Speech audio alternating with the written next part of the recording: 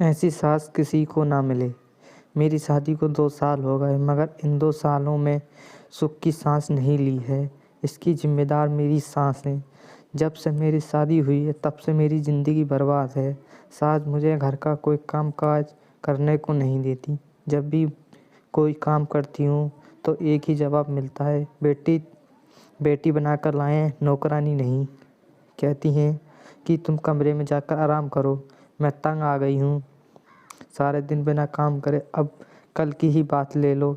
गर्मी के दिन मैंने सोचा कि पेड़ की छाँव में जाकर बैठूं, कि मैं थोड़ा आराम कर लूं, कि मेरी सासू माँ ने मुझे घर से बाहर ही जाने नहीं देती। कहती हैं कि तुम्हारा रंग काला पड़ जाएगा। तुम पापा की परी हो और हमारी नाजुक सी गुड़िया। क्या करूं, इतना दिल करता है कि घर के काम काज करूं। सारे काम काज भूल गई हूँ। मायके जाऊँ तो माँ डांट लगाती हैं कि ससुराल में हाथ बिताया करो।